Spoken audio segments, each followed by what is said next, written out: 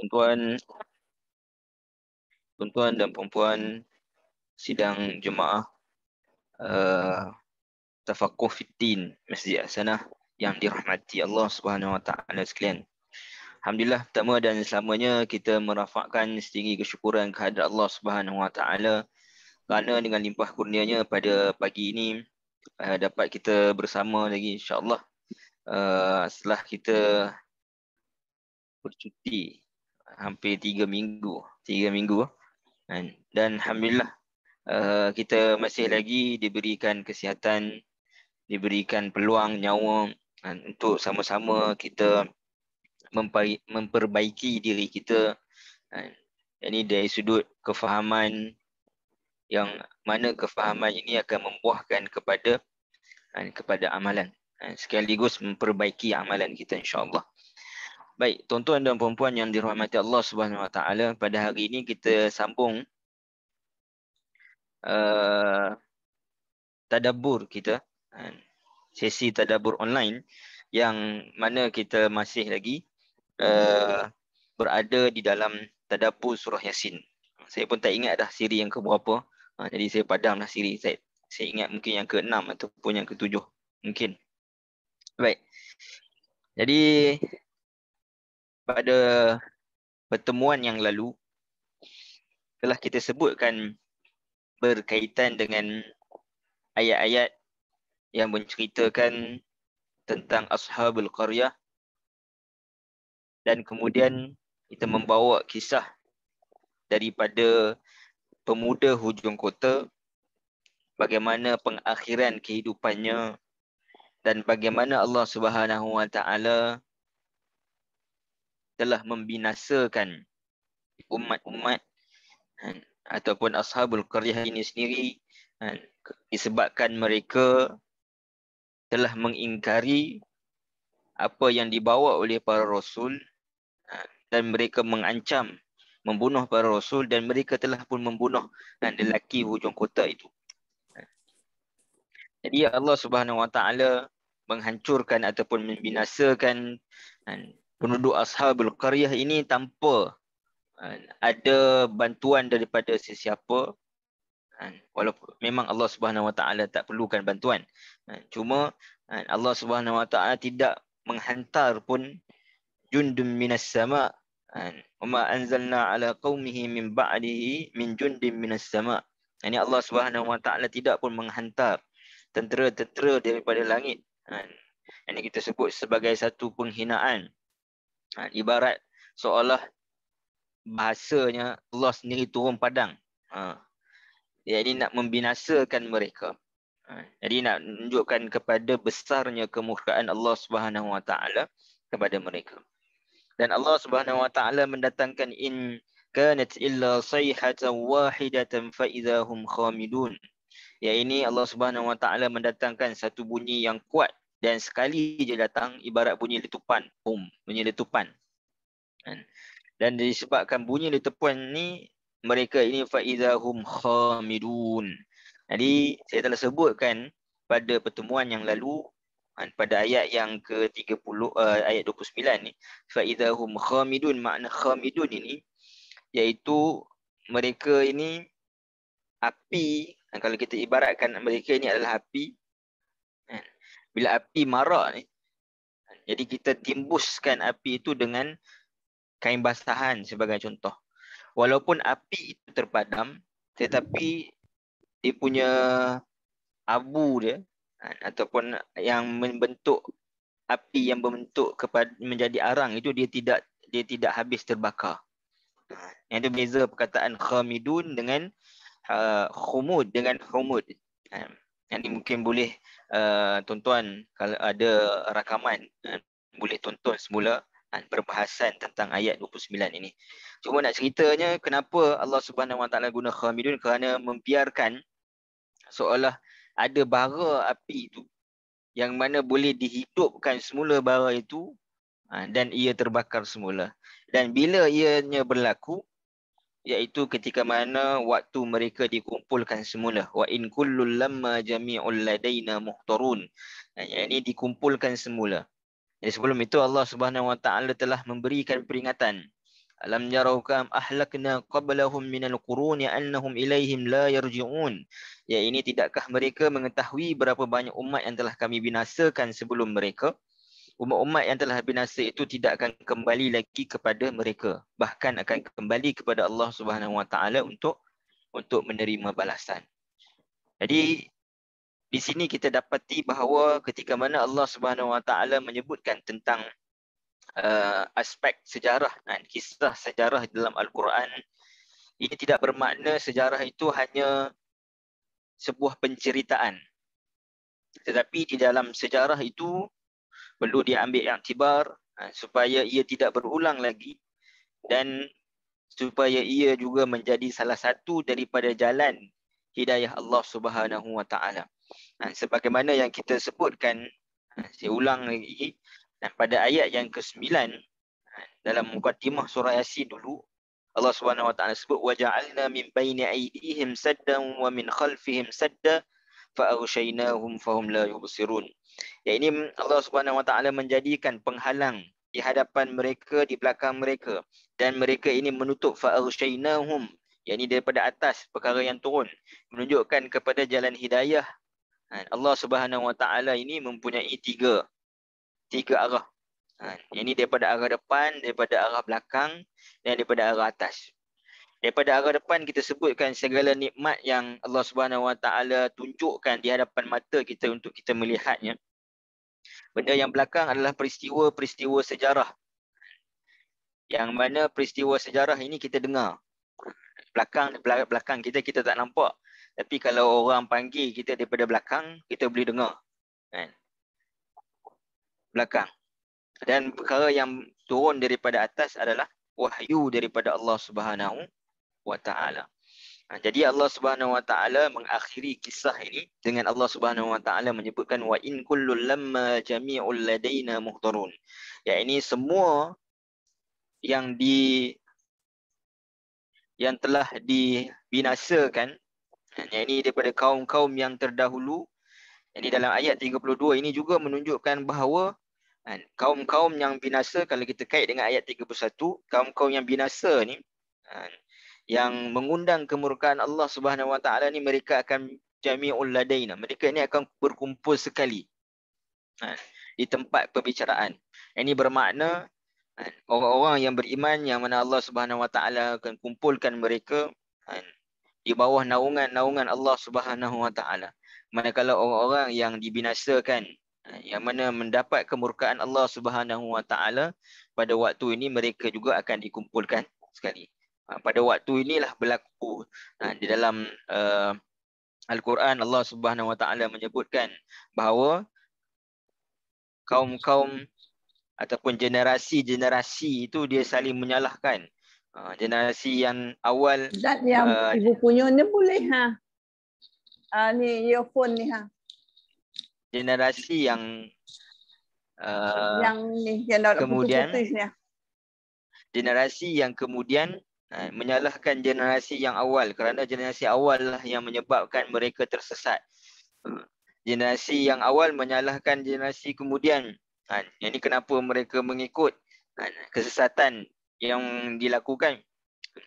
Jadi semuanya berkumpul dan semuanya akan menerima balasan daripada Allah Subhanahu Wa Taala.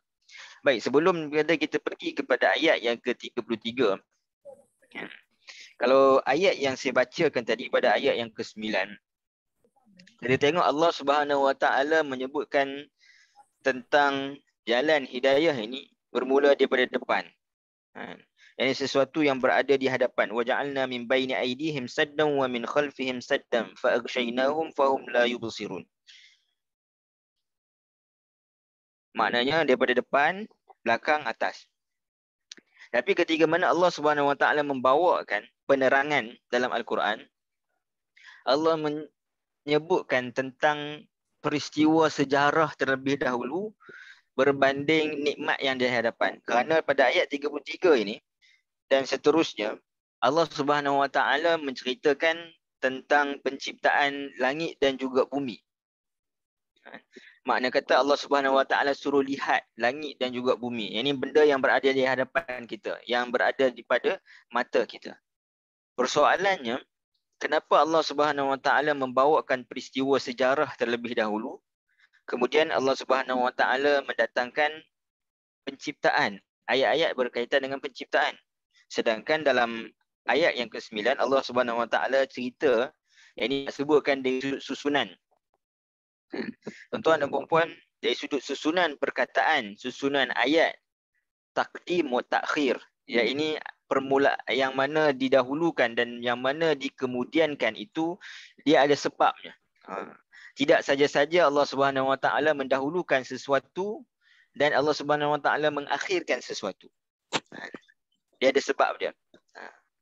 Jadi dalam ayat yang ke-9 kita sebutkan bahawa Allah mendahulukan perkara yang berada di hadapan. Ini kalau kita tengok ibarat yang di hadapan dalam ayat-ayat ini, makna kata perkara yang bersifat penciptaan. Tetapi dalam penerangan ataupun dalam isi kandungan surah Yasin itu, Allah Subhanahu Wa Taala mendatangkan peristiwa sejarah terlebih dahulu. Jadi kalau kita tengok manusia ini, untuk dia mendapat jalan hidayah Allah Subhanahu Wa Taala, di antara panca indera yang paling penting untuk ada untuk memahami hidayah Allah Subhanahu Wa Taala ini adalah pendengaran. Pendengaran. Kenapa? Kenapa yang pertama? Kerana Al-Quran itu sendiri datang dalam bentuk pendengaran. Maknanya Nabi SAW menerima Al-Quran itu daripada Jibril melalui pendengaran. Jibril baca, Nabi dengar, Nabi hafal dan juga Nabi sampaikan. Jadi Nabi mendengar melalui pendengaran. Kerana pada waktu itu belum ada lagi catatan. Ini penglihatan, tak nampak lagi, tak lihat lagi. Menunjukkan bahawa pendengaran ini merupakan satu panca indera yang sangat penting. Dan subhanallah, kalau kita tengok dalam kehidupan manusia, dan kalau bukan dalam bab agama sekalipun, dalam kehidupan manusia biasa, kita tengok bayi yang dilahirkan, ya ini seorang ayah itu akan mengazankan di telinganya, dan juga iqamah azan telinga kanan, iqamah telinga kiri. Dan kita tahu bahawa bayi ini dari sudut pendengarannya dia boleh mendengar dengan baik berbanding penglihatan dia lah. Ini penglihatannya dia akan apa? Akan slow grow. Ini mula dia nampak perkara yang hitam putih, kemudian yang merah, yang kemudian semakin lama barulah semakin dia nampak. Makna kata pendengaran ini satu benda yang sangat penting. Hatta kalau kita tengok dari sudut Al-Quran, orang-orang yang buta, para ulama dulu, banyak juga orang yang buta. Bukan kata dulu, ulama sekarang pun. Yang ada seorang ulama tafsir daripada Jordan. Jadi Syekh Fadl Hasan Abbas rahimahullah. Jadi beliau adalah seorang yang buta. Tapi merupakan seorang ulama tafsir yang hebat.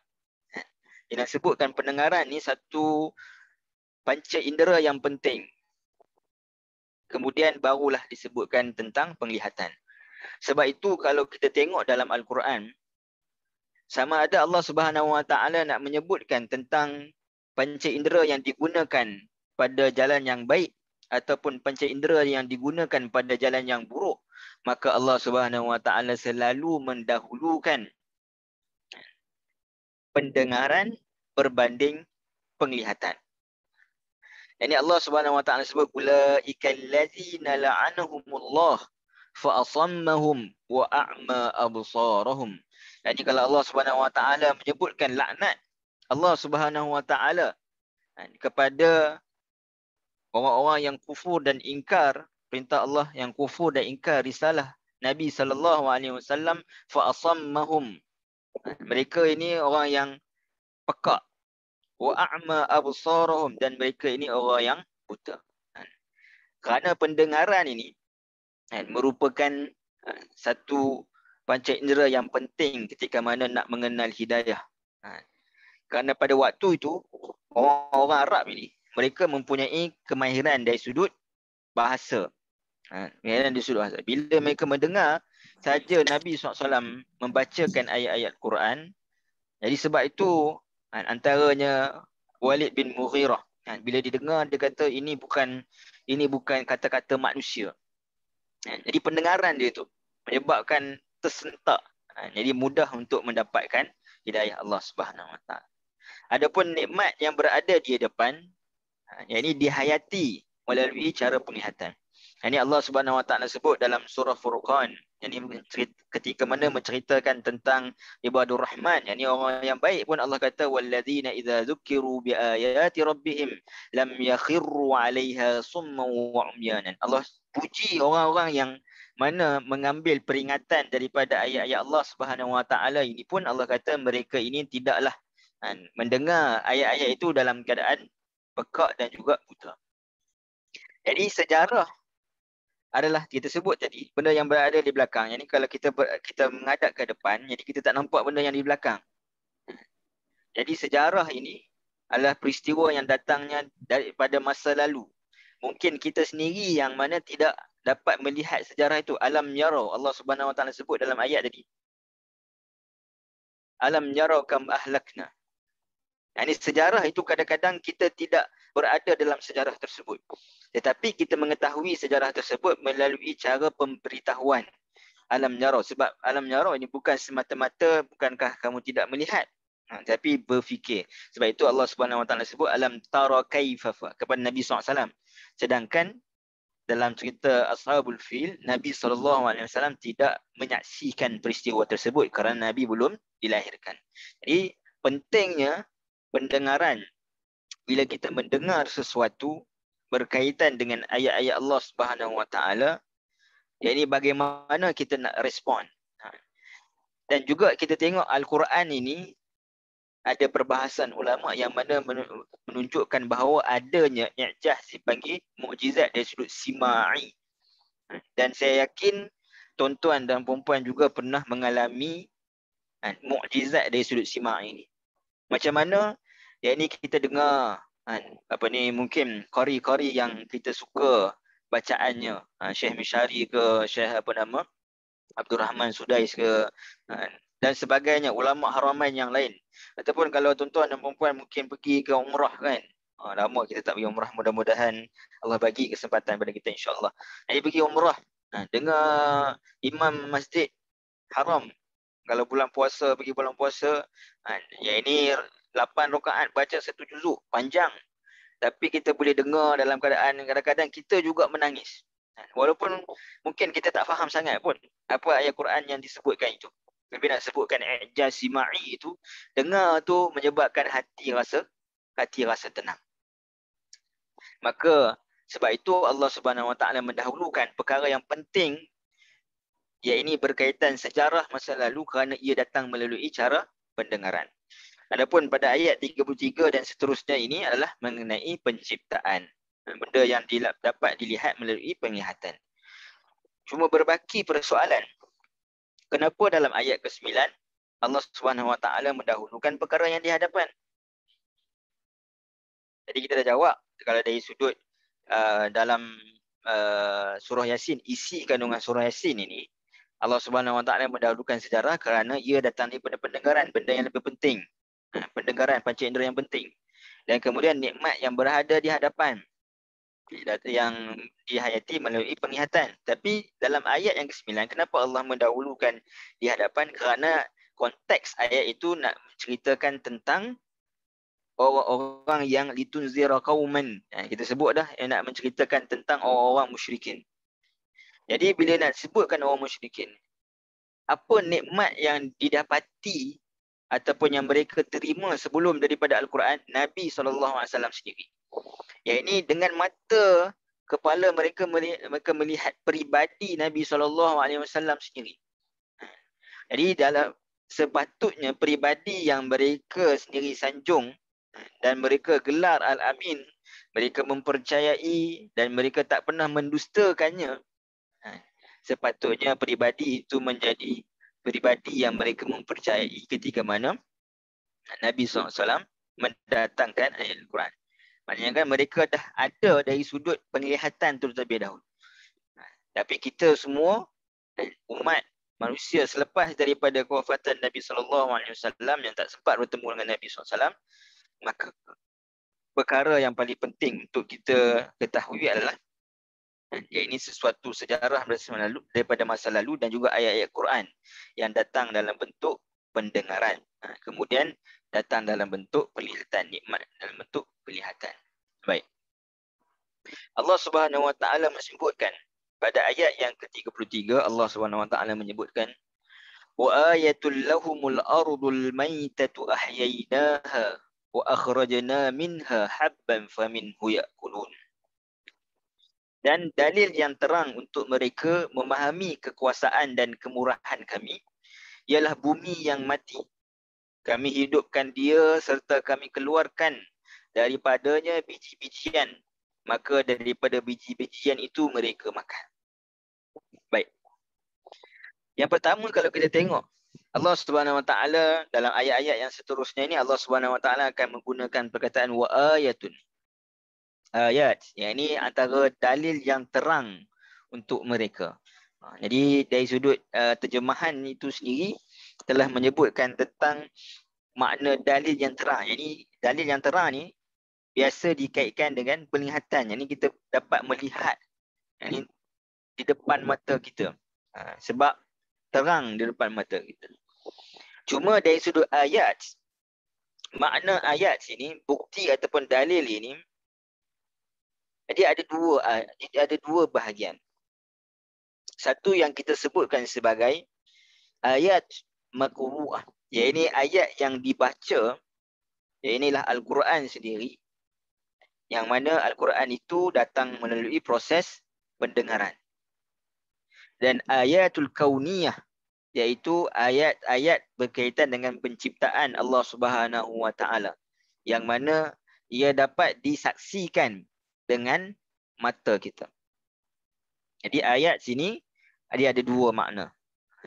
Ini makna yang pertama iaitu berkaitan dengan dalil yang dibaca, yang ini menggunakan isyarat pendengaran, dan dalil yang mana dilihat, yang ini melalui penglihatan, iaitu penciptaan Allah Subhanahu Wa Taala. Baik.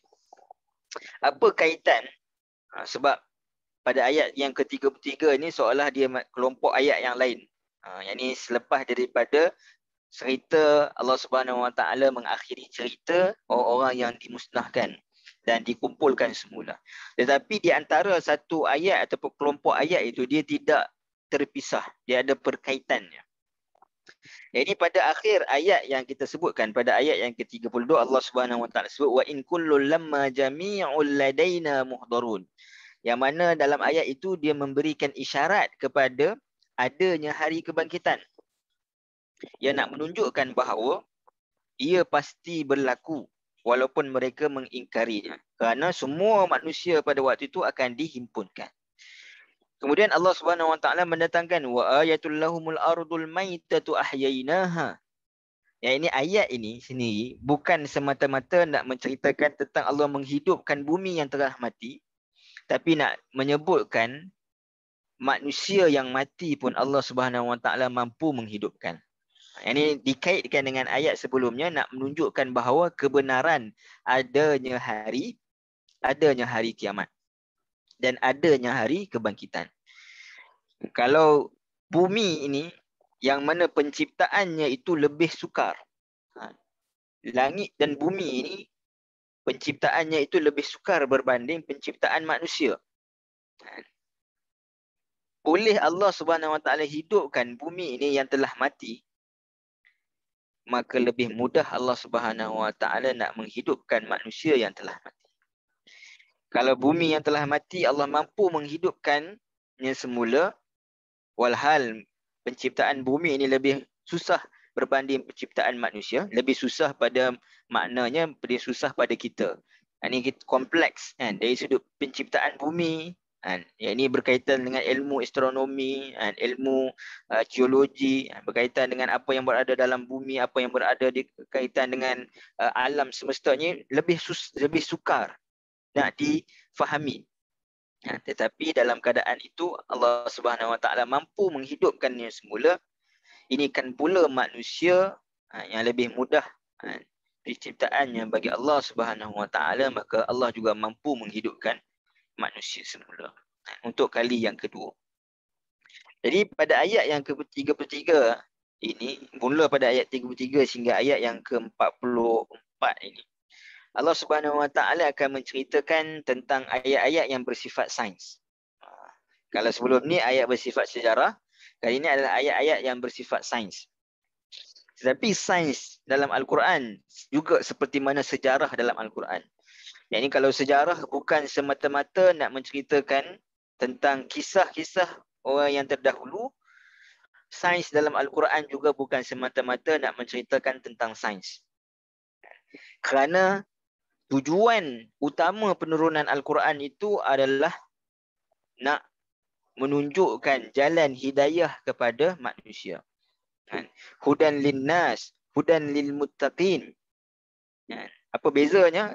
Hidayah Allah Subhanahu Wa Taala ini dia ada tiga. Ada tiga peringkat hidayah. Secara ringkas saya sebutkan. Ini dalam Al-Quran Allah Subhanahu Wa Taala sebut hudan linnas. Yang ini Al-Quran ini sebagai hidayah kepada semua manusia.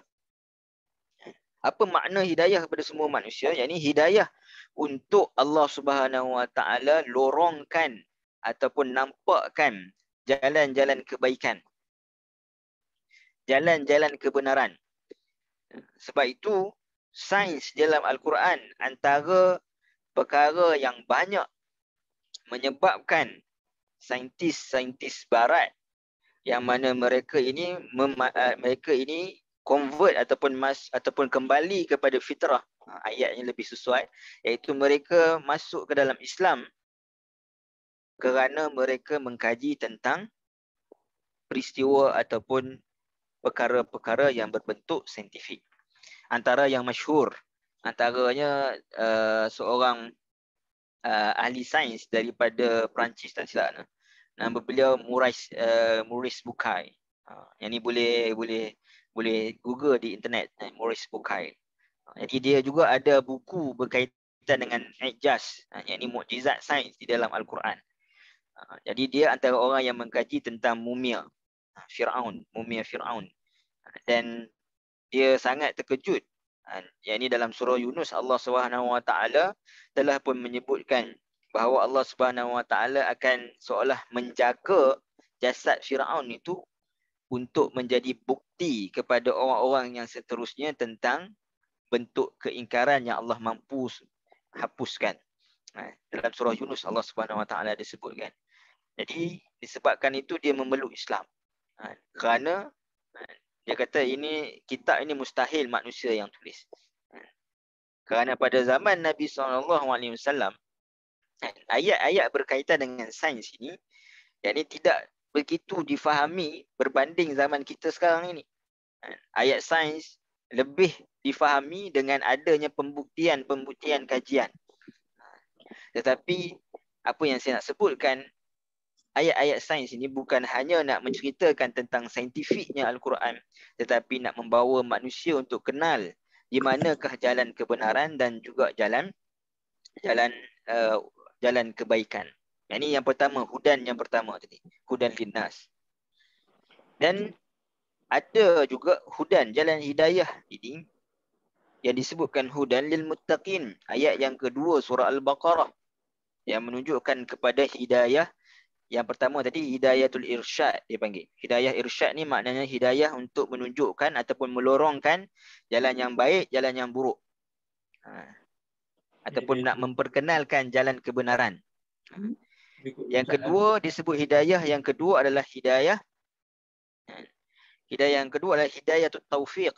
Yang ini hudan lil muttaqin. Yang ini taufik dari sudut Allah Subhanahu Wa Taala. Selepas kita nampak jalan kebenaran, yang ini kita nak beramal pula di atas jalan kebenaran tersebut. Maka hidayatul taufiq dipanggil.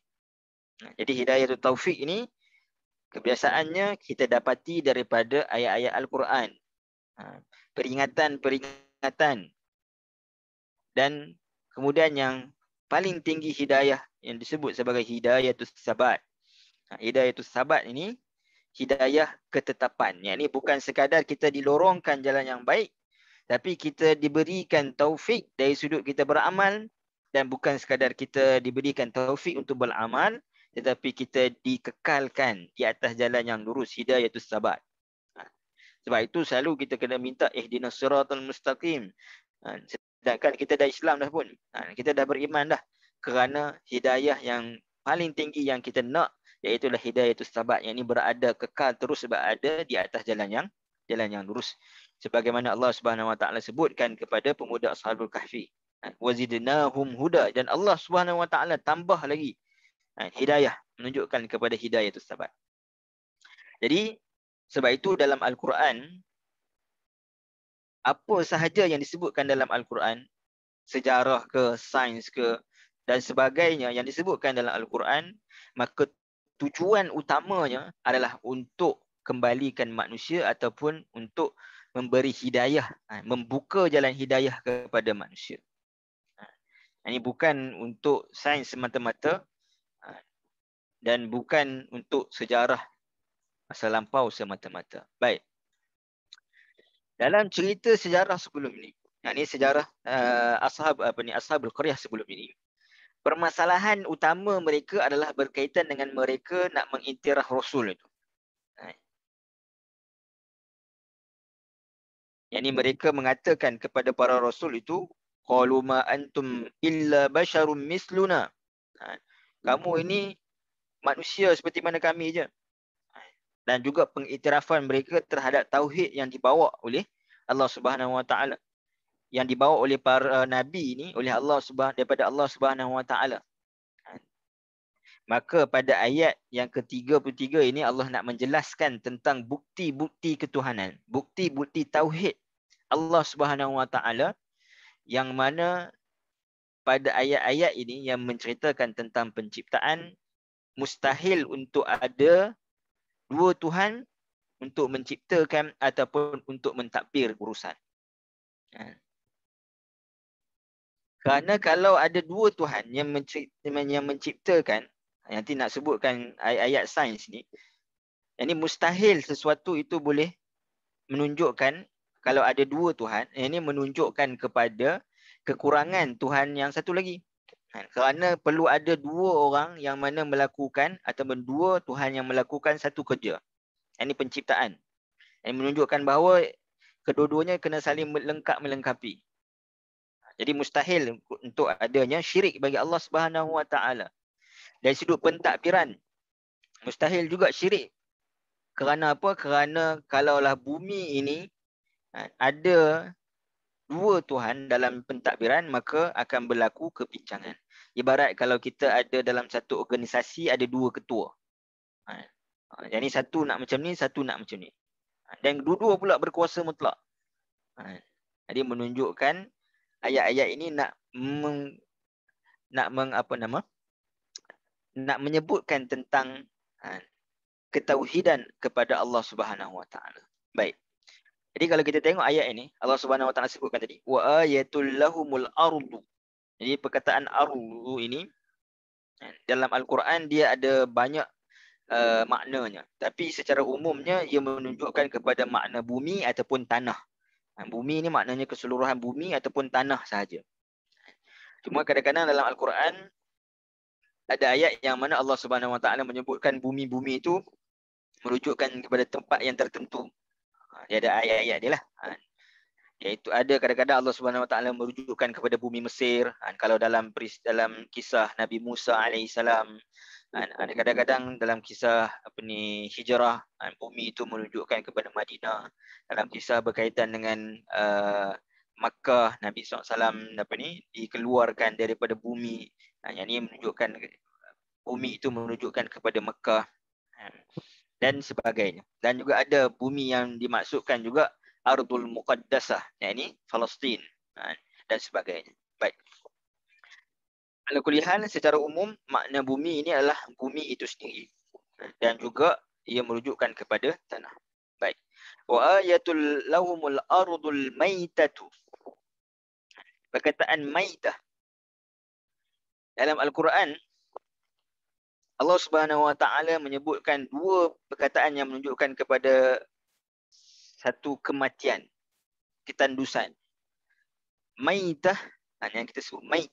Yang ini mim, ya tu sukun, macam yang saya sebut kat sini, maitah ini. Dan juga dalam ada Allah Subhanahu Wa Taala sebut mayyit, dengan adanya sabdu dan huruf ya ini dia ada harakat. Mayyit. Ini beza je ketika mana Allah Subhanahu Wa Taala sebut maitah ini sukun. Ini bererti bumi itu memang, kalau dikaitkan dengan bumi, maka bumi itu adalah memang ketandusan. Yang ini memang totally dead. Mati. Sama juga manusia, kalau disebutkan mait, maka menunjukkan bahawa manusia itu mati. Mait ataupun maut. Ini bila datang dengan sukun, ini menunjukkan kepada sukun ini benda yang tak bergerak, benda yang mati. Kita sukun ini benda yang mati. Manakala mayyit ini dalam Al-Quran, contoh Allah Subhanahu Wa Taala sebut innaka mayyit wa innahum mayyitun. Allah kata kepada Nabi SAW, kamu juga adalah mayyit dan mereka juga adalah mayyit. Jadi menunjukkan bahawa mereka akan mati. Mayyit itu menunjukkan kepada akan, dan akan mati. Jadi al-maitah ini menunjukkan kepada ketandusan. Jadi kerana hamka, dia disebutkan dalam tafsirannya, bumi ini dari sudut ketandusannya, dia ada ketandusan yang bersifat kekal. Maknanya dahulunya ada tempat yang mana Allah Subhanahu Wa Taala suburkan dan kemudian Allah matikan, maka tanah itu ataupun tempat itu dia mati. Antara yang disebutkan oleh Hamka, ini negara Sabak. Negara Sabak. Negara Sabak yang dikatakan berada di sebelah Afrika dan sebagainya. Ini negara Sabak dulu antara tempat yang cantik. Tetapi dimatikan tempat tersebut. Dan ada yang mana bumi ini dimatikan, kata Hamka, yang mana dia matikan sementara. Yang ini menunjukkan dia mati, kemudian Allah Subhanahu Wa Taala hidupkan semula. Mati, Allah hidupkan semula. Baik. Wa ayatul lahumul ardul maitatu ahyainaha. Jadi bagaimana proses Allah Subhanahu Wa Taala menghidupkan, yang mana Allah kata ahyainaha pertama sekali. Allah kata ahyainaha, iaitu kami yang menghidupkannya.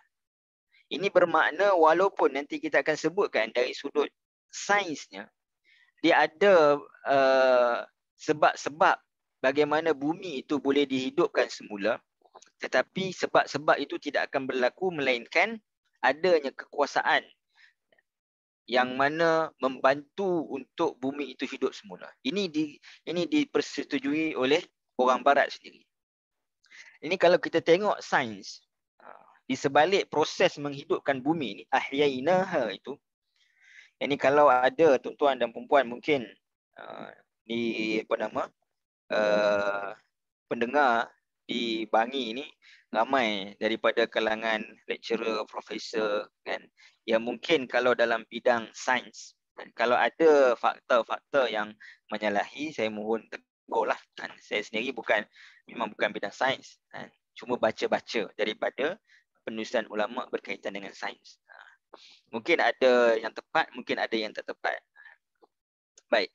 Jadi kalau kita tengok fakta sains dari sudut penghidupan semula bumi, ahyai, ini penghidupan semula. Ya, ini untuk bumi itu hidup semula diperlukan kepada beberapa organisme. Antaranya yang disebut sebagai bahasa kita ni kulat lah, kulat dengan algae.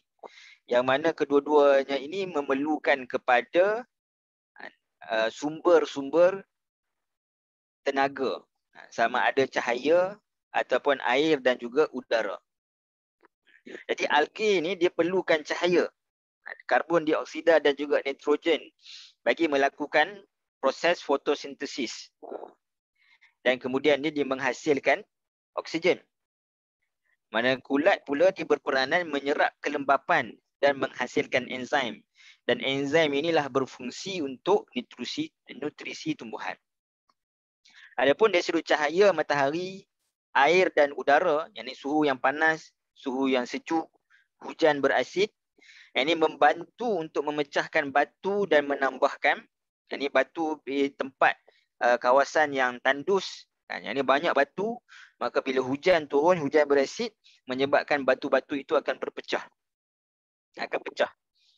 Dan akan menambahkan kandungan organik. Ini hujan itu menyebabkan adanya bahan kandungan organik yang diterima oleh tanah untuk menumbuhkan semula tanaman-tanaman, menumbuhkan semula bumi ini.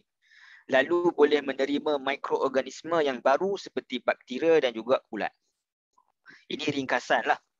Ringkasan tentang sains, apa yang saya terbaca. Jadi nak sebutkan kepada kita, ada tindak balas unsur kimia, ada air dan udara dan cahaya. Adakah dengan adanya semua ini, satu pokok ataupun tumbuhan itu mampu untuk dihidupkan? Satu, kita boleh fikirkan dari sudut cahaya sendiri, datangnya daripada matahari, so memang datang daripada Allah. Air juga datang daripada Allah. Udara, bahkan unsur-unsur kimia semuanya datang daripada Allah. Cuma kalau kita katakan manusia ini, kalau dia nak kata bahawa dia mampu untuk nak menumbuhkan semula tanaman ataupun tumbuhan dengan adanya unsur kimia, dengan adanya cahaya, air dan juga udara, adakah dia mampu untuk melakukan hal yang sama? Yang ini disebutkan oleh seorang pengkaji, Dr. Lester. Yang ini dia daripada Universiti Amerika lah, di Barat. Jadi dia kata, walaupun manusia ini kalau dia memiliki sumber cahaya, unsur kimia tadi, air dan udara untuk tumbuhkan tanaman, kerana ini adalah keperluan asas yang sama bagi semua tumbuhan. Keperluan asas. Ini air, unsur kimia, udara dan juga cahaya. Tapi ia tidak memadai. Tidak memadai. Walaupun cahaya, unsur kimia, air, udara ini ada bagi seseorang dalam dia nak cuba untuk menghidupkan tumbuhan, kerana semua tumbuhan ini sama dari sudut keperluannya. Tapi yang membezakannya biji benih. Jadilah pokok rambutan, pokok durian dan sebagainya. Jadi kata Dr. Lester ni, kata justru di sana perlunya ada kekuatan yang tersembunyi yang menumbuhkannya dalam situasi yang sesuai. Ini bermakna sebab ada pokok-pokok, walaupun dia berada di dalam satu kawasan, satu tempat kan, satu kawasan, kita tengok, oh pokok ini, mungkin kalau tuan-tuan dan perempuan yang suka bercucuk tanam, mungkin ada perasan benda ni. Ini walaupun duduk satu tempat, ada pokok yang mana dihidup cantik, elok, ada pokok yang mana melalui proses yang sama tapi tak jadi. Tapi tak jadi. Dan juga ada pokok yang mana dia boleh tumbuh di tempat-tempat yang tertentu, dia tak boleh tumbuh di tempat-tempat yang tertentu. Kalau macam di Malaysia, adanya harum manis contoh. Ini tempat yang panas, di Perlis sebagai contoh. Kalau strawberry, tempat-tempat yang agak sejuk sikit di kawasan Cameron Highland dan sebagainya. Walhal kalau kita ikutkan, sama sahaja semua cahaya, unsur kimia, air, udara. Tapi nak sebutkan pengakuan daripada pengkaji Barat sendiri bahawa tak memadai wujudnya semua itu. Jadi mesti ada satu kuasa yang menumbuhkannya. Kerana di dalam satu ladang tanaman ataupun satu tempat taman, tak semua tanaman itu dia tumbuh sama. Ini dia mungkin berbeza-beza. Kerana yang menumbuhkan itu Allah sebut ahyaina. Kami yang menumbuhkan. Walaupun adanya unsur-unsur itu, tapi kami yang mana yang menumbuhkan ataupun menghidupkan semula bumi. Baik.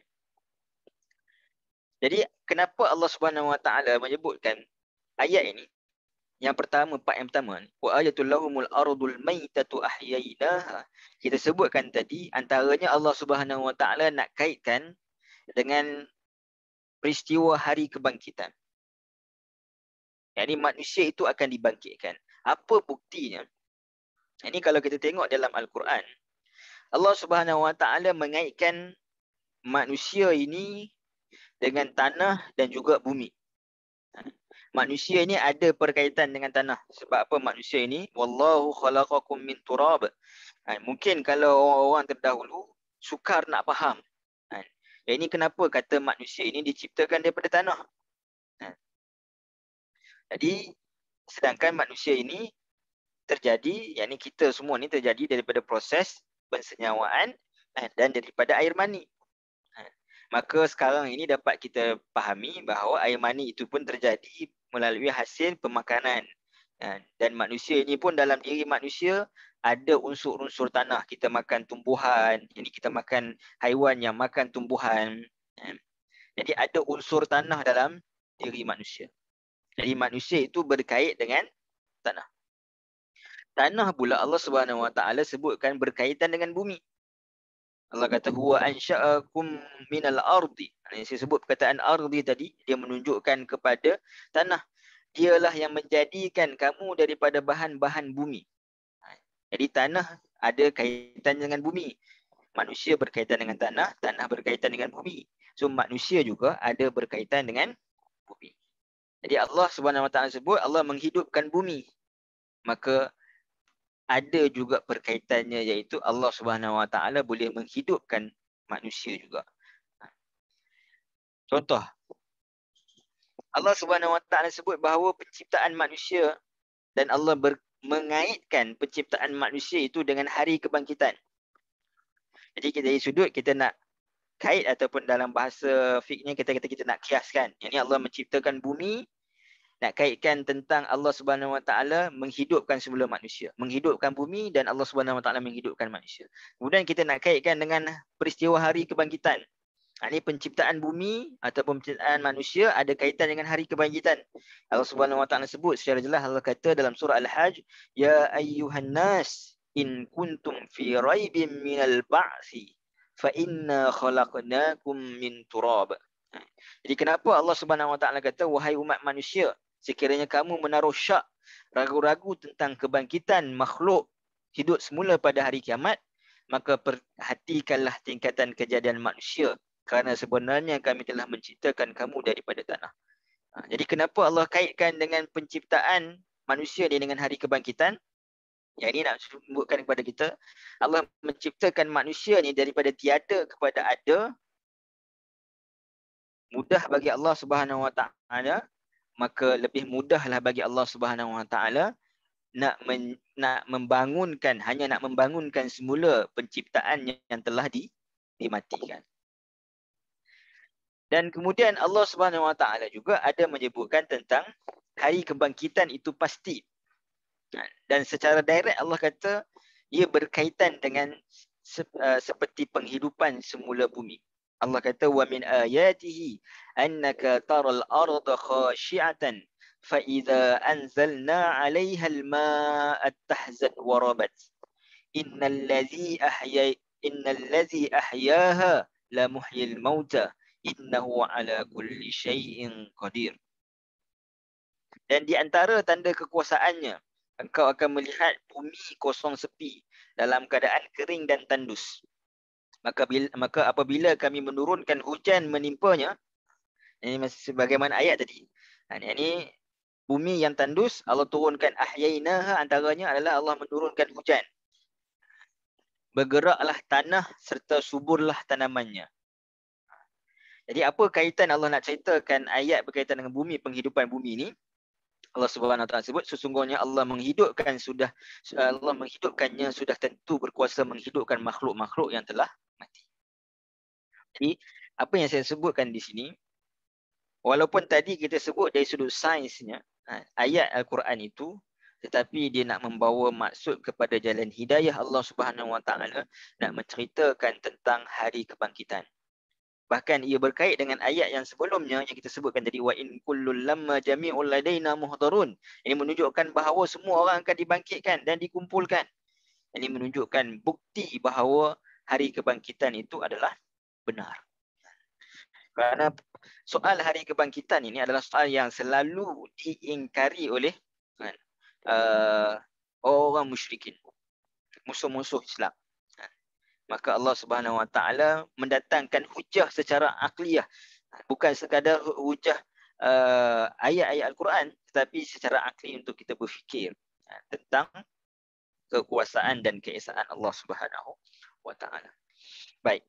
Wa ayatul lahumul ardul maitatu ahyaynaha wa akhrajna minha habban faminhu ya'kulun. Dan Allah Subhanahu wa taala mengeluarkan wa akhrajna. Allah Subhanahu wa taala juga yang mengeluarkan minha, daripada bumi itu, habban faminhu ya'kulun. Jadi kenapa Allah Subhanahu wa taala menyebutkan kami ini mengeluarkan daripada bumi itu habban? Salah satu nak menunjukkan kepada tamam kesempurnaan kejadian ataupun penghidupan semula bumi. Ini Allah Subhanahu wa taala sebut menghidupkan bumi ini bukan sekadar tanaman-tanaman itu akan hidup semula, tetapi daripada tanaman itu akan keluar pula biji-biji benih. Dan biji benih ni menghasilkan buah, yang mana buah itu dapat faminhu ya'kulun.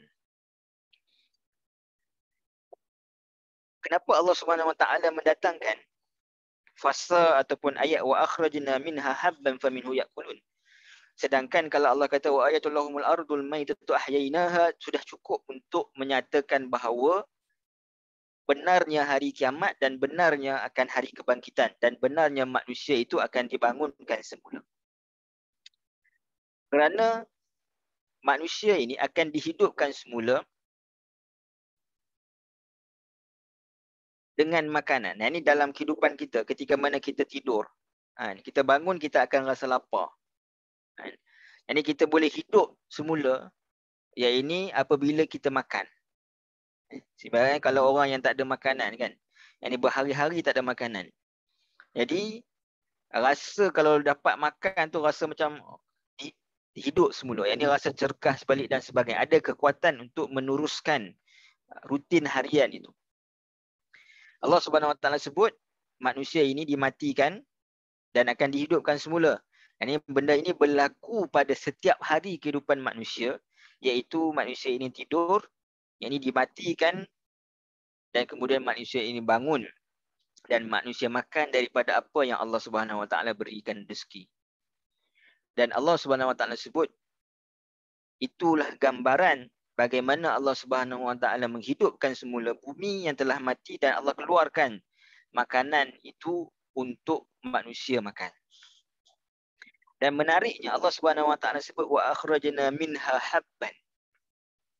Jadi nak sebutkan tentang nikmat dunia ini, umpama keasyikan, yang ini memakan buah-buahan, tetapi Allah Subhanahu wa taala ingatkan, jangan lupa ini buah yang kita makan itu ada biji. Kena hati-hati. Dan habban ni kan menunjukkan kepada biji benih. Ini contoh kalau kita makan durian. Sedap kalau durian kan. Yang ni bila kita makan durian dan daripada durian itu ada biji-bijinya. Ada biji yang kita perlu hati-hati supaya kita tak tertelan ataupun termakan biji tersebut. Maka nak sebutkan tentang nikmat dunia ini, yang mana asyiknya kita makan durian tadi, kita kena hati-hati bahawa ada biji, takut tertelan. Jadi nak sebutkan kepada kita, ketika mana Allah Subhanahu wa taala memberikan kehidupan kepada kita semula pada setiap hari, kita nak usaha untuk berhati-hati dengan nikmat dunia yang Allah berikan.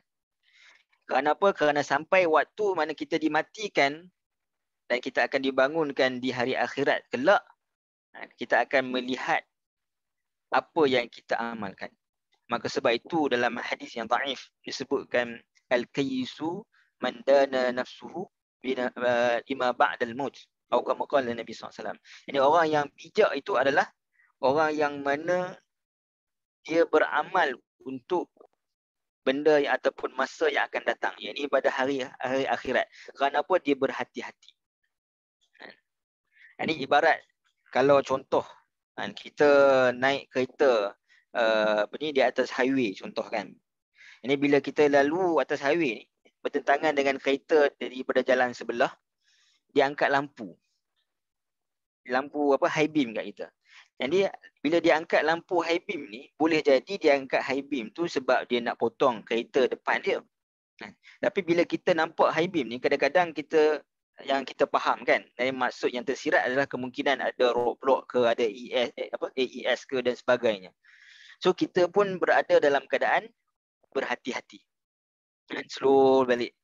Mungkin dah pecut tadi, jadi kita slow balik. Sebab apa? Takut kena AES. Kena bayar pula RM300 kan. Jadi rasa berhati-hati tu dengan perkara yang akan datang itu Allah Subhanahu Wa Taala sebutkan ketika mana kita menikmati keasyikan kita memakan buah-buahan yang digambarkan nikmat dunia. Dan Allah Subhanahu Wa Taala sebut faminha habban. Allah Subhanahu Wa Taala sebut habban faminhu yakulun.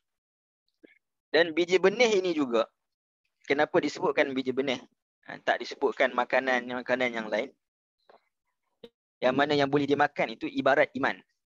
Yang mana ia akan memberikan manfaat di dunia sebagai pendukung kebaikan. Bukankah sebelum ini kita sebutkan tentang lelaki hujung kota?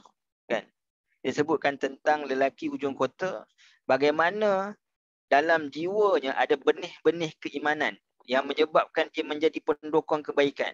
Walaupun dengan kekurangan yang ada pada diri dia dari sudut sumber tenaga, yang ini pergi pun jalan kaki, berlari, tak ada resource, tetapi dia tetap menjadi pendukung kepada kebaikan bila ada biji benih keimanan. Dan manfaat di akhirat orang yang ada benih keimanan ini, menanam benih keimanan ini adalah kunci kepada terbukanya segala kenikmatan. Sebab itu dalam surah Ibrahim Allah Subhanahu Wa Taala sebutkan bagaimana biji benih ini, apabila ia benih keimanan yang disirami dengan kalimah thayyibah ini, dan kalimah keimanan kepada Allah Subhanahu Wa Taala, dia akan menjadi pokok yang thayyib. Ini Allah kata alam tara kaifa daraballahu masalan kalimatan thayyibatan ka syajaratin thayyibatin asluha thabitun wa far'uha fis sama. Tidakkah engkau melihat Muhammad bagaimana Allah Subhanahu Wa Taala mengemukakan satu perumpamaan kalimah yang baik adalah sebagai batang pohon yang baik yang pangkalnya, akarnya tetap teguh dan cabang pucuknya menjulang ke langit. Menunjukkan kepada bagaimana benih keimanan itu apabila kita menanam iman di dalam hati, biji benih iman di dalam hati ini, maka ia akan keluar pokok-pokok kebaikan dalam diri kita, dari sudut akhlak kita, dari sudut hubungan kita dengan manusia, bahkan wa far'uha, hubungan kita dengan langit. Ini berhubungan kita dengan Allah Subhanahu Wa Taala. Jadi Allah Subhanahu Wa Taala sebut Allah yang menghidupkan bumi ini dengan makanan kepada manusia, dan dia jugalah yang akan menerbitkan wa akhrajna, mengeluarkan iman itu dalam hati manusia. Jadi sentiasa berkaitan, perkara yang bersifat sains juga berkaitan dengan hidayah Allah Subhanahu Wa Taala. Baik. Kemudian pada ayat yang ke-34 dan juga ayat yang ke-35, Allah Subhanahu Wa Taala sekali lagi menyebutkan, Allah Subhanahu Wa Taala sebut pada ayat 34, Allah kata sebelum daripada ayat wa ayatullah yang lain, Allah kata wa ja'alna, sambungan daripada tadi, wa ja'alna fiha jannatin min nakhilin wa a'nabin wa fajjarna fiha minal uyun. Dan kami jadikan di bumi itu kebun-kebun kurma dan anggur, dan kami pancarkan padanya beberapa mata air. Liyakulu min samarihi wa ma amilathu aydihim afala yashkurun, supaya mereka makan daripada buah-buahannya dan dari apa yang dikerjakan oleh tangan mereka, maka patutkah mereka tidak bersyukur? Baik. Ayat ini kalau kita baca ayat 34, apa yang tergambar pada pemikiran kita? Waja'alna fiha jannat. Yang ini dijadikan satu kebun yang penuh, kebun-kebun itu min nakhilin wa a'nabin, penuh dengan pokok-pokok kebun kurma dan juga anggur. Wa fajjarna fiha minal uyun. dan Allah Subhanahu Wa Taala pancarkan mata air. Yang ni dia ibarat macam kita berada di satu kebun yang penuh dengan buah-buahan, kemudian ada pula pokok-pokok itu yang sifatnya apa ni, melindungi ataupun cover daripada cahaya matahari. Kita boleh berlindung di bawah pokok-pokok tersebut. Rendang nak sebut tadi, istilahnya pokok-pokok yang rendang. Dan di bawah pokok yang rendang itu kita menikmati makanan buah-buahan yang sedap sambil kita memerhatikan tentang air terjun, mata air. Fajjarna fiha minal uyun. Ini keadaan ini nak menggambarkan apa? Keadaan ini nak menggambarkan kepada suasana ketenangan, suasana keseronokan, suasana kebahagiaan, kan? Yang mana gambaran itu ibarat gambaran yang mungkin kita boleh terfikir dengan apa yang Allah Subhanahu Wa Taala sebutkan ataupun yang kita pernah tengok di bumi ini. Makna kata gambaran keindahan itu gambaran yang kita nakkan. Yang ini duduk bawah pokok dah semua makan buah-buahan, tengok air terjun, mandi air yang segar dan sebagainya. Ini gambaran nikmat di dunia. Dan gambaran nikmat di dunia ini Allah Subhanahu Wa Taala sebut untuk menggambarkan nikmat yang lebih besar, iaitu di hari akhirat. Kerana nikmat di dunia ini dan juga nikmat di akhirat yang tadi kita sebutkan, kedua-duanya datang ataupun hasil daripada usaha kita menanam biji benih keimanan. Maka pada ayat ini walaupun dia menceritakan tentang nikmat-nikmat dunia, tetapi nikmat-nikmat dunia inilah nak memberikan gambaran kepada kita tentang nikmat syurga. Walaupun syurga ini kata Nabi SAW, la ainun ra'at wala uzunun sami'at. Tidak ada pernah mata yang pernah melihatnya, tak pernah ada telinga yang mendengarnya tentang kenikmatan, tentang keindahan syurga. Tapi dalam Al-Quran Allah Subhanahu Wa Taala sentiasa menceritakan tentang nikmat syurga ni dengan apa yang manusia pernah lihat. Ada sungai yang mengalir dan sebagainya supaya dapat digambarkan. Cuma nak sebutkan syurga itu lebih indah daripada apa yang kita gambarkan. Maka bagaimana nak mendapat ayat ke-34 tentang nikmat dunia dan juga nikmat syurga ini? Maka dia bermula dengan tadi, iaitu kita menanam benih-benih keimanan. Allah Subhanahu Wa Taala sebut, itu dari sudut kerohanian daripada ayat 34 tadi. Allah Subhanahu Wa Taala sebut, tadi Allah kata, waja'alna fiha waja'al, dan kami menjadikan, kalau kita tengok kami jadikan di bumi itu. Dalam Al-Quran, kalau ayat sebelumnya tadi ataupun dalam ayat-ayat yang lain, Allah Subhanahu Wa Taala sentiasa menyebutkan Allahul ladzi khalaqas samawati wal ard. Yang ini tentang langit dan bumi ini Allah kata Allah menciptakan, khalaqa. Dan pada ayat ini Allah kata ja'ala, menjadikan. Apa beza ketika mana Allah Subhanahu Wa Taala menyebutkan khalaqa dan juga ja'ala? Yang ini ada perbezaannya ketika mana Allah Subhanahu Wa Taala sebutkan khalaqa dan juga ja'ala di dalam Al-Quran. Contoh, Allah kata dalam surah Furqan, Allah kata allazi khalaqas samawati wal ard wa ma bainahuma fi sittati ayyam. Yang ini Allah menciptakan, khalaqa. Kemudian Allah kata pada ayat seterusnya, tabarakallazi ja'ala fis sama'i buruja wa ja'ala fiha sirajan wa qamaran munira. Ja'ala. Ini ketika mana Allah Subhanahu Wa Taala sebutkan khalaqa dalam Al-Quran. Yang ini kalau tuan-tuan dan puan bertemu dengan perkataan khalaqa dalam Al-Quran yang membawa maksud penciptaan, maka kebiasaannya penciptaan itu adalah penciptaan yang asas ataupun penciptaan permulaan kepada sesuatu penciptaan. Ini permulaan Allah menciptakan langit dan bumi. Kemudian Allah menghiasi langit dan bumi itu tadi, kalau ayat surah Furqan tadi, Allah menghiasinya dengan bintang-bintang buruj. Kemudian Allah menghiasinya dengan matahari dan juga menghiasinya dengan bulan. Samalah juga dunia ini. Dan Allah hidupkan semula dunia ini tadi. Dan Allah menghiasi bumi ini, wa ja'alna fiha, penciptaan menghiasi, ja'ala. Yang mana Allah menghiasi bumi ini dengan kebun-kebun dan juga dengan mata air. Itu beza antara khalaqa dan juga ja'ala. Kenapa Allah Subhanahu Wa Taala mendahulukan kurma berbandingkan anggur? Ini menjadikan fiha jannat min nakhilin wa a'nab. Kurma berbanding anggur. Ini kata Syekh Salah Fadil Samirai. Dia sebut kata kurma ini dia mempunyai batang yang tinggi dan keras. Buahnya juga manis. Ini menunjukkan bahawa dia sesuai untuk menjadi tempat untuk berteduh. Ini kukuh, tinggi, rendang dan buahnya juga manis. Manakala anggur pula, ini berbagai sifatnya. Ada yang menjalar dan buahnya berjuntai. Ini nak menunjukkan kepada kepelbagaian kurma dan juga anggur.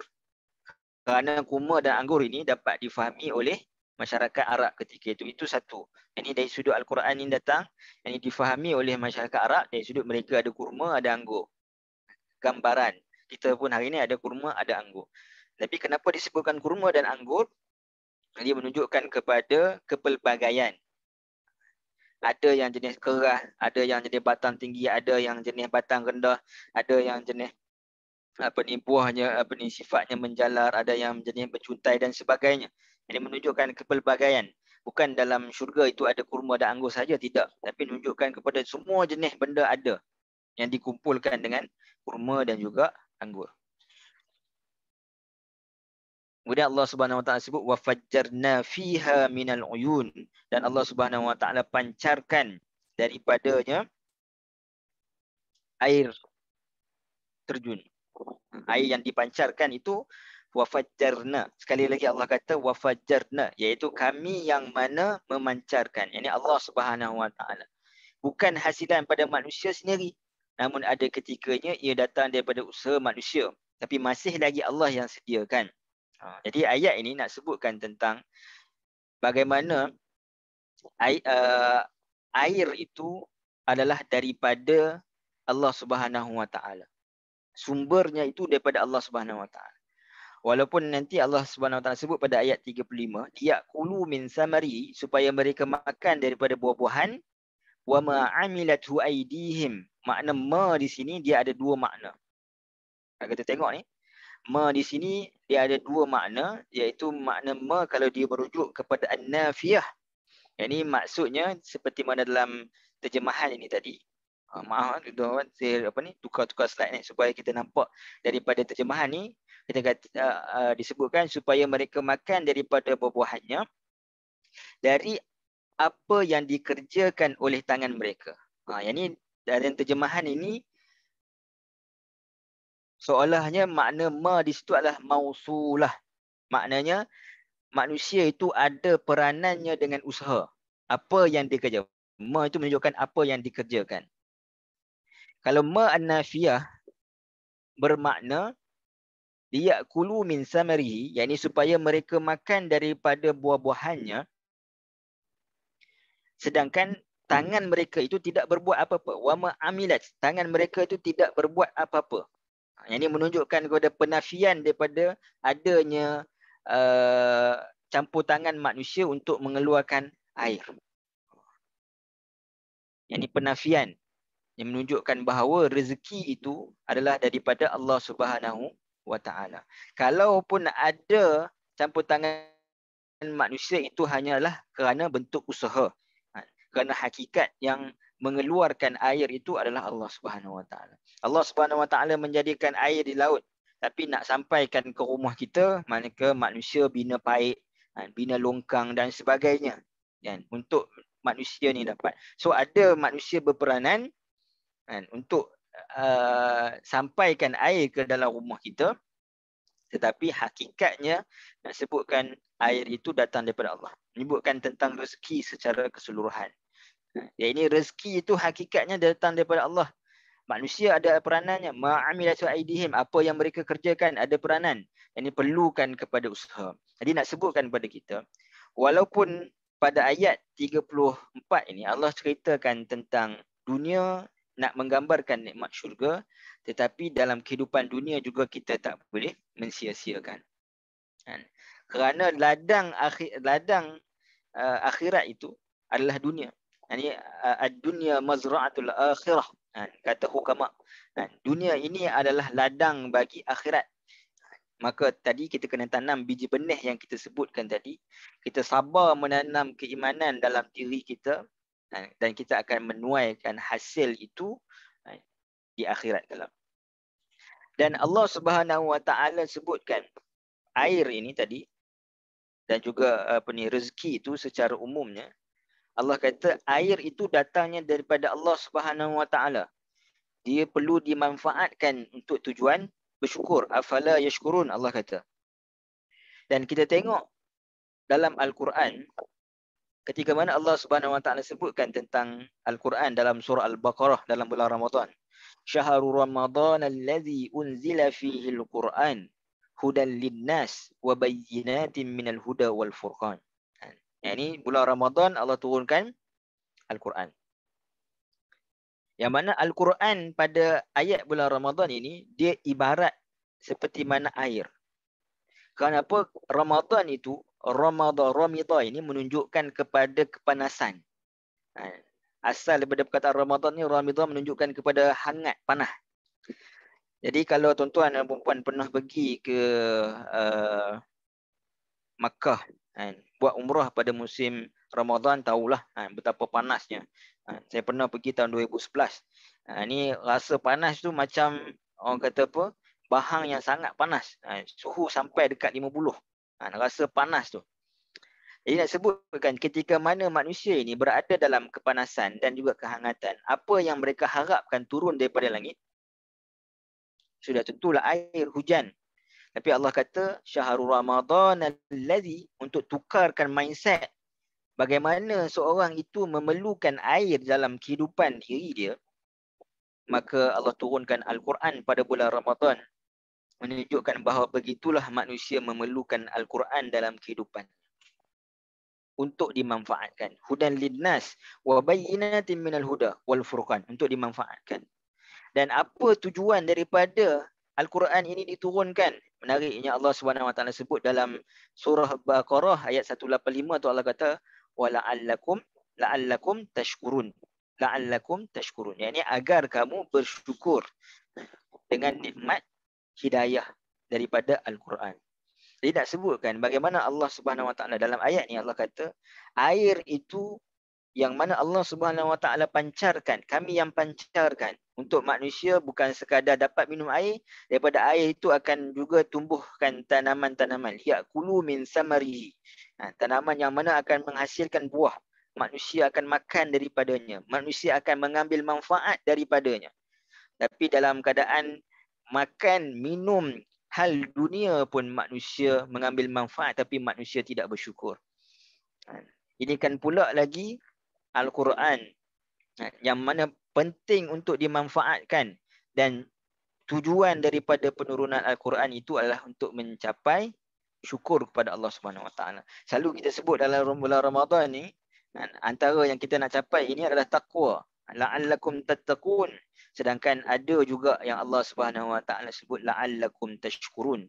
Yang ini menunjukkan kepada perlunya kita bersyukur di atas Allah Subhanahu Wa Taala turunkan hudan, hidayah, ini melalui Al-Quran. Jadi nak sebutkan pada ayat ini, seperti mana air itu kita perlu bersyukur dengan kita bermanfaat pada tujuan kebaikan, dan Al-Quran juga perlu kita manfaatkannya sebagai tanda syukur dengan kita memahami dan juga mengamalkan ilmu-ilmu daripada Al-Quran. Baik. Jadi tadi saya sebutkan bahawa ayat ini, walaupun benda itu adalah benda yang nampak, benda yang terlihat, syurga itu benda yang tidak terlihat, tapi untuk mendapatkan sesuatu yang tidak terlihat, yang ini kita perlu dimotivasikan dengan perkara yang terlihat. Ini untuk mendapat syurga Allah Subhanahu Wa Taala, perlukan kepada benih iman tadi, kemudian disirami dengan air Al-Quran. Dan daripada ayat Al-Quran itu akan tumbuh keimanan kepada Allah Subhanahu Wa Taala, pokok-pokok yang mencambah yang kita sebutkan tadi, dan akhirnya insya-Allah mendapat syurga Allah Subhanahu Wa Taala. Gambaran tempat bertuduh makanan, suasana, air yang menyegarkan itu adalah tentang syurga, yang mana ganjaran dan disediakan pada maka manusia perlu berusaha di dunia. Bukankah Allah Subhanahu Wa Taala cerita sebelum ini tentang pemuda hujung kota tu? Apa Allah kata? Qila dukhulil jannah, masuklah ke dalam syurga. Dan nak sebutkan betapa indahnya lelaki itu dia masuk dalam syurga itu.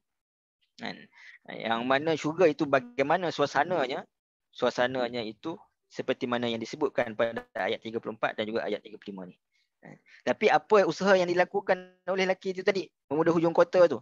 Yang ini dia ada benih dan dia cuba menanam benih keimanan pada diri dia dengan dia usaha menjadi pendokong kepada kebaikan. Walaupun dia tak ada sebarang resource, dia tak ada penolong, tak ada orang yang nak backup dia. Dia seorang-seorang tapi dia tetap melaksanakan. Maka layaklah dia mendapat syurga Allah Subhanahu Wa Taala. Baik. Kemudian ayat yang ke-36. Allah Subhanahu Wa Taala menyebutkan kemudiannya subhanalladzi khalaqal azwaja kullaha mimma tunbitul ardh wa min anfusihim wa mimma la ya'lamun. Jadi Allah Subhanahu Wa Taala memulakan ayat-ayat 33, 34, 35 tadi dengan apa yang ada di bumi. Ini apa yang ada di bawah kita. Ini kita lihat tanah yang dihidupkan semula, benda yang berada di bawah. Kerana apa? Kerana apabila kita tunduk melihat kepada bawah ini, menunjukkan bahawa kita tunduk kepada sesuatu kuasa yang maha besar, yakni Allah Subhanahu Wa Taala. Manusia yang tak tunduk hatinya, yang ni bila kita tengok bawah ni, kita menunduk diri, tak tunduk hatinya di hadapan Allah Subhanahu Wa Taala, maka manusia itu sukar untuk memanfaatkan hidayah Allah Subhanahu Wa Taala. Sukar untuk bersyukur. Dia rasa diri dia apa ma'amilat su'aidihim ni, apa yang dia dapatkan di dunia ini adalah hasil usahanya semata-mata. Sedangkan Allah Subhanahu Wa Taala mengajar kita untuk tunduk. Yang ini melihat kepada bumi ini, yang mana segala kejadian semua Allah Subhanahu Wa Taala yang lakukan. Maka kita perlu tunduk pada Allah Subhanahu Wa Taala. Kemudian Allah kata, selepas kamu tunduk ke bawah, tengok pula di sekeliling kamu, kiri dan kanan kamu. Subhanallazi khalaqal azwaja kullaha mimma tunbitul ardu wa min anfusihim wa mimma la ya'lamun. Maha suci Tuhan yang telah menciptakan makhluk-makhluk semuanya berpasangan, sama ada dari yang ditumbuhkan oleh bumi atau dari diri mereka ataupun dari apa yang mereka tidak mengetahuinya. Baik. Dalam ayat ini Allah Subhanahu Wa Taala nak sebutkan tentang keesaan Allah Subhanahu Wa Taala. Kerana perkataan subhana ini, kata Sya'rawi, dia kata dia menunjukkan kepada penyucian, tanzih. Yang ini membersihkan Allah Subhanahu Wa Taala daripada sebarang kekurangan. Tanzih, subhana, perkataan subhana. Yang ini dia nak menyucikan Allah Subhanahu Wa Taala daripada sebarang ketidakmampuan, sebarang rasa macam betul ke benda ini berlaku, terjadi. Sebagaimana Allah kata subhanallazi asra bi'abdihi. Yang ini boleh ke Nabi SAW berjalan, dijalankan pada malam hari daripada Masjidil Haram ke Masjidil Aqsa dalam satu malam. Maka nak membersihkan Allah Subhanahu Wa Taala daripada sebarang kekurangan. Fasabbih bihamdi rabbika wastaghfir. Subhana, tasbih ini nak membersihkan sebarang kekurangan ketika mana Allah memberikan kejayaan pembukaan kota Mekah. Ini menyucikan daripada kekurangan. Adakah Allah mampu untuk memberikan kemenangan? Fasabbih, bersihkan diri daripada sebarang prasangka buruk, sebarang rasa kekurangan pada Allah Subhanahu Wa Taala. Bahkan tidak sekadar kita menyucikan Allah Subhanahu Wa Taala daripada sebarang kekurangan, subhana ini, tapi juga nak menisbahkan kepadanya segala kelebihan, segala kemenangan, pembukaan kota Mekah, fasabbih bihamdi rabbika. Segala kesempurnaan itu adalah milik Allah Subhanahu wa taala. Dan subhana ini adalah masdar. Ini masdar ni maknanya dalam bahasa Melayu kata terbitan. Maknanya dia tidak terikat dengan masa. Maknanya Allah Subhanahu wa taala tidak ada waktu kekurangan. Tidak ada perkara yang mana tidak dinisbahkan kelebihan daripada Allah Subhanahu wa taala. Mungkin kita ada waktu kalau kita dari sudut kudrat, kemampuan kita. Mungkin waktu kita muda, kita kuat, kita gagah. Tapi bila kita dah tua, dah berusia ni, badan pun anggota pun dah mula kurang sikit, banyak sakit dan sebagainya. Tapi kekuasaan Allah Subhana ini yang menunjukkan kata terbitan. Kata terbitan ini dia tak ikat dengan masa. Maka menunjukkan bahawa tidak pernah berlaku kekurangan. Allahu Ahad.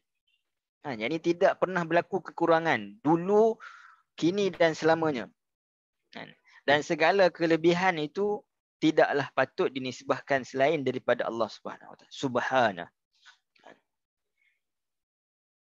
Jadi penggunaan dalam ayat ini menunjukkan kepada penggunaan subhana itu menunjukkan kepada perkara yang pelik.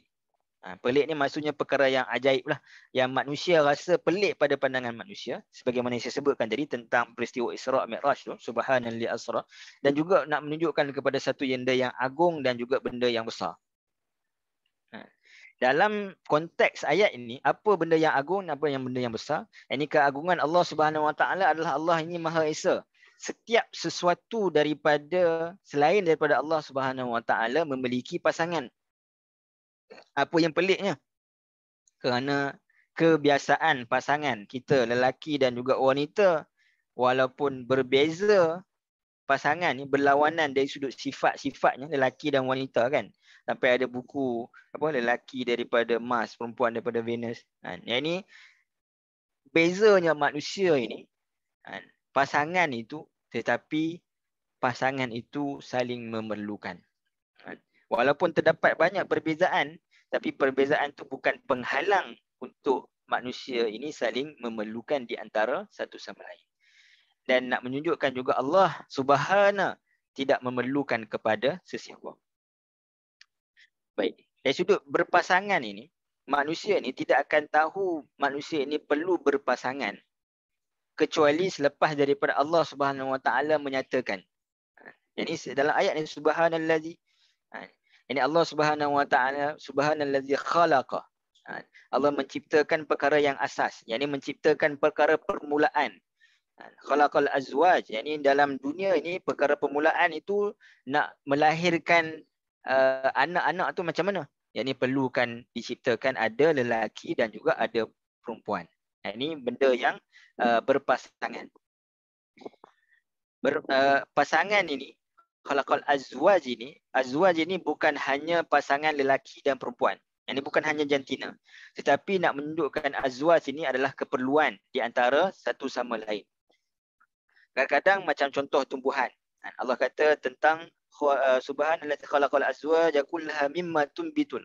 Ini tumbuhan kita tahu ada jantan betinanya. Yang ni ada, kalau tumbuhan panggil jantan dan betina lah kan. Jantan dan juga betinanya. Dari sudut biji benih. Dan juga ada juga dari sudut keperluan. Yang ini ada pokok-pokok yang renek, yang ini diperlukan kepada pokok-pokok yang besar. Dia lilit pokok batang pokok-pokok yang besar sebagai contoh. Yang ini memerlukan. Yang ini bukan hanya azwan, ini bukan hanya jantina. Nanti orang tanya, ada aja yang tak perlukan jantina? Kalau kata semua benda ada jantina, ada benda, kalau ada benda yang tak ada jantina macam mana? Jadi jantina ni bukan semestinya azwaj itu bukan semestinya jantina, tapi nak menunjukkan semua perlukan kepada pasangan. Ini saling memerlukan di antara satu sama lain. Jadi Allah Subhanahu wa taala tidak boleh disamakan dengan sesuatu apapun dan tidak pula memerlukan sesiapa pun kerana dia Maha Esa. Adapun selain makhluk itu berpasangan dan mereka memerlukan di antara satu sama lain. Sikit lagi. Ini Allah Subhanahu wa taala sebut tentang semua makhluk ini berpasangan. Jadi kenapa Allah Subhanahu wa taala menyebutkan tentang tanaman?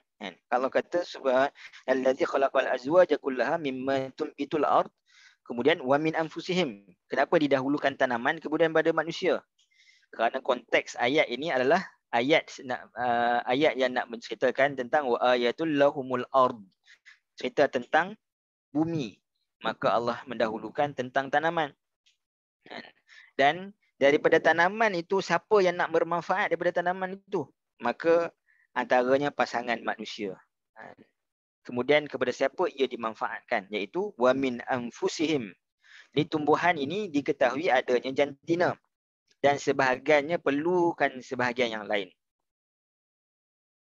Wa mimma la ya'lamun. Ini satu ayat yang mana, frasa ayat yang mana kata Syarawi, yang ini nak menunjukkan kepada Al-Quran itu sentiasa relevan pada setiap masa.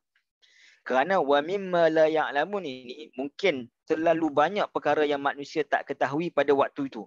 Tapi hari ini kita dapati ada selain daripada jantina, tumbuh-tumbuhan, manusia, haiwan, ada juga dari sudut perkara yang memerlukan di antara satu sama lain. Antaranya zarah, kan? Ada proton, ada elektron. Kalau dari sudut elektrik, kan? Ada charge positif, ada charge negatif.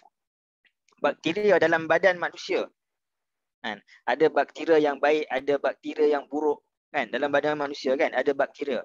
Tapi bakteria ada bakteria yang baik, ada bakteria yang buruk.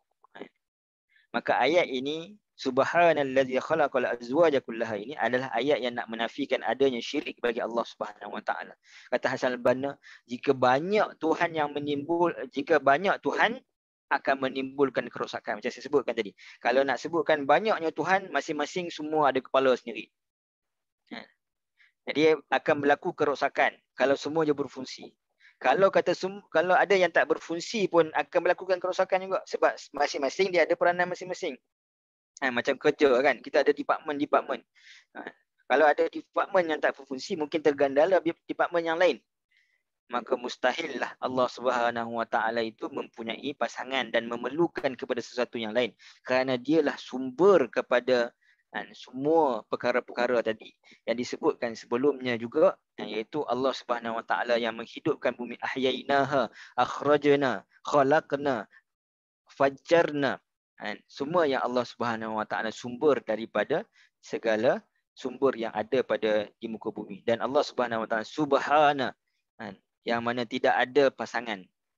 Jadi kalaulah nak sebutkan tentang kaitannya dengan peristiwa ataupun hari kebangkitan, ini dari sudut kalau kita sebut elektrik kan, yang ni kita boleh nampak elektrik tu boleh hidup sekelip mata, tekan switch boleh hidup.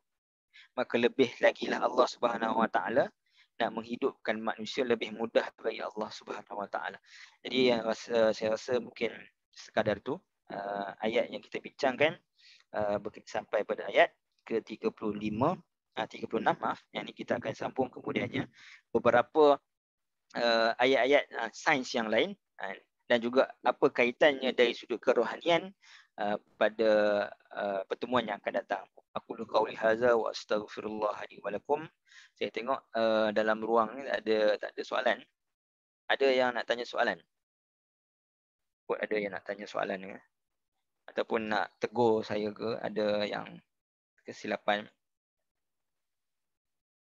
Tak ada Baik, kalau tak ada, apa yang baik itu datang daripada Allah Subhanahu Wa Taala. Yang lemah kurang tu pada diri saya sendiri. Saya mohon ampun pada Allah dan minta maaf kepada tuan-tuan dan puan-puan. Aku qauli hadza wa astaghfirullah li wa lakum. Assalamualaikum warahmatullahi wabarakatuh.